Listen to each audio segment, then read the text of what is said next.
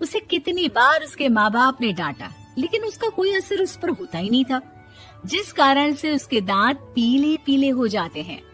शादी के बाद। अरे बहू, वैसे तो तुझ में कोई कमी नहीं है, पर तेरे दांत इतने पीले कैसे हैं बेटा? कैसे मतलब? कोई सर्जरी थोड़ी ना कराई है। वो तो क्या नाम, मैं ब्रश नहीं करती थी तो पीले हो गए। अब क्या करूं? आप कहें तो लाल करवा लूं या फिर काले? यार ये क्या है, क्यों माँ से लड़ रही हो? लड़ रही हूँ? अरे मैं लड़ रही हूँ या ये बोल रही है कि दांत पीले हैं, पीले। अरे तपस्या थोड़ी ना की है इन्हें पीले करने के लिए, बकायदा ब्रश नहीं किया है 20 साल तक, तब जाकर। छी, कैसी बात कर रही हो? ये उस वक्त तो पीले नहीं थे जब हम लोग तुम्हें देखने आए थे। अरे तब साफ करवा लिया होगा डेंटिस्ट के पास जाकर। अब देखो कैसे पीले पीले लग रहे हैं। रंजना सास की तरफ गुस्से से देखती है। फिर शुरू हो गई पीले पीले पीले। अरे पीले तो तब भी थे जब मेरे हाथ का रसगुल्ला उड़ा उड़ा कर खा रही थी और बोल रही थी, लड़की नहीं गुणों का खजाना दे रहे भाई साहब आप। खैर अब वो लोग करते भी तो क्या करते, पीले दांत वाली बहू पल्ले पड़ी थी तो झेलना तो था ही। एक दिन कीर्तन में रंजना गाना गा रही थी। अरे कमला बहन, माँ का द्वार है, यहाँ तो सब शुद्ध होकर आते हैं, फिर अपनी बहू को ब्रश भी नहीं करवाती तुम। दूर से पीले पीले दांत भक्ति में बाधा उत्पन्न कर रहे हैं। अरे कोई 2 साल के बच्ची थोड़ी ना लेकर आई हूँ मैं बहू बनाकर, अच्छी खासी लड़की है। अरे कैसे करवाऊं ब्रश, ये तो उसे खुद करना चाहिए ना। अब माँ बाप तो इसके जैसे तैसे निपटा दिए, ये नहीं सोचा कि सास कैसे संभालेगी। सास बहू को लेकर घर आ जाती है, लेकिन सोच लेती है कि अब इसे लेकर कहीं नहीं जाएगी। अगले रोज बहू कहती है, अरे क्या हो गया, मंदिर नहीं जाना क्या? कीर्तन का वक्त हो रहा है। मेरी मधुर वाणी से कान्हा जी जागते हैं और सोते हैं। आप तो जानती है ना उनकी भक्ति में कितना मन लगता है मेरा। वो क्या है ना, तबीयत ठीक नहीं लग रही है मेरी, आराम करूंगी मैं। तबीयत ठीक नहीं लग रही? अभी तो मिथुन के गाने पर नाच रही थी आप, और अब बोल रही है कि तबीयत ठीक नहीं लग रही।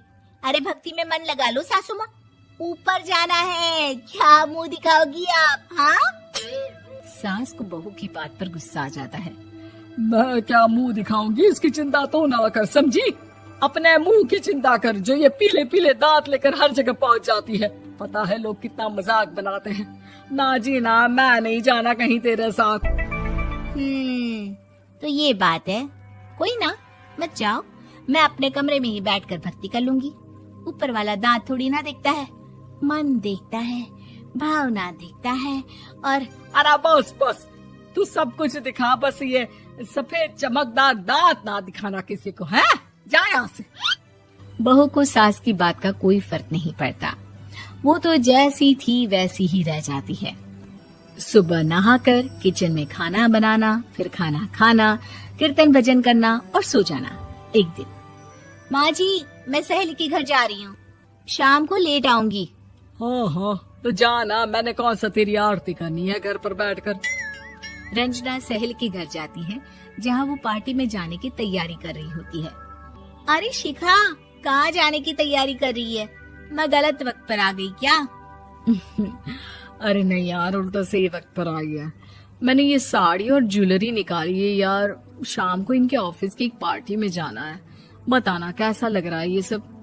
नहीं यार, इस ड्रेस के साथ तो वो वाली ज्वेलरी अच्छी लगेगी। हाँ हाँ सही बोल रही है, मैंने ध्यान ही नहीं दिया। वैसे तो हमेशा से मस्त फैशन सेंस रखती है। तो बड़ा जाती होगी ना पति के साथ पार्टी में। रंजना कुछ नहीं बोलती, बस सोचती है कि यार काश ये बात सही हो जाती, पर मैं क्यों नहीं जाती पार्टी में? क्या इन लोगों की कोई पार्टी होती नहीं होगी? रंजना घर आती है और रात में पति से सवाल करती है, एक बात बताइए, आप मुझे किसी पार्टी में क्यों नहीं ले जाते? क्या आपकी यहाँ ऑफिस में पार्टी नहीं होती? पति बेचारा क्या कहता कि दांत पीले हैं तुम्हारे इसलिए। अरे कोई पार्टी होती नहीं हम लोगों के ऑफिस में, तो कहाँ से लेकर जाऊं? और मार्केट, मॉल, कहीं वीकेंड घूमना, कहीं तो। अरे यार, सारे हफ्ते में एक छुट्टी मिलती है, तो सोचता हूँ कि आराम ही कर लूं। क्यों? रंजना मन मार के रह जाती है।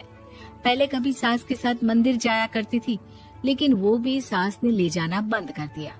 घर बैठी बैठी रंजना बोर हो जाती है। तभी उसे आइडिया आता है और वो मायके जाने का सोचती है। सासू माँ, 2 दिनों के लिए मम्मी के घर जा रही हूँ। अच्छा ठीक है, आराम से जा। और हाँ, माँ से कुछ अच्छी आदत सीख कर आना कि कैसे शरीर के हर भाग की तरह दांतों की सफाई भी जरूरी होती है, समझी? शुरू हो गई ना आप।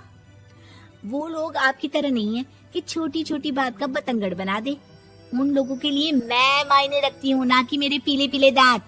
रंजना माँ को बिना बताए उन लोगों को सरप्राइज देती है, लेकिन जैसे ही वो दरवाजे पर पहुंचती है, अंदर देखती है कि घर वाले कहीं जा रहे होते हैं।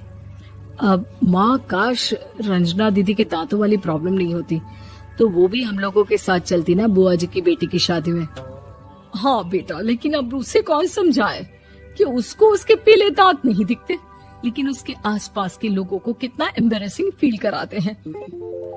मुझे तो कितनी बार उसके स्कूल की टीचर ने शिकायत की कि उसके साथ कोई लड़की बैठना भी नहीं चाहती, और ना ही कॉलेज में कोई उससे बात करना चाहता था।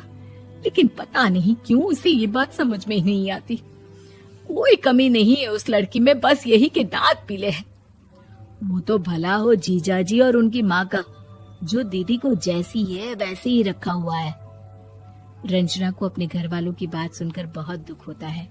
वो सोचती है कि वो क्या करे, लेकिन फिर वो सीधा डेंटिस्ट के पास जाती है, अपने दांत चमकाती है और कसम खाती है कि वो रोज ब्रश करेगी। अरे क्या हो गया? तुम तो 2 दिनों के लिए गई थी ना, पर कोई ना, अच्छा है, चलो आ गई तो। रंजना सास के सामने आकर खड़ी हो जाती है और पूरी स्माइल करती है, उसके चमकदार दांतों को दिखाती हुई। चले मंदिर। माँ, मुझे माफ कर दीजिए, मैंने आप लोगों को बहुत एम्बैरेसिंग फील करवाया।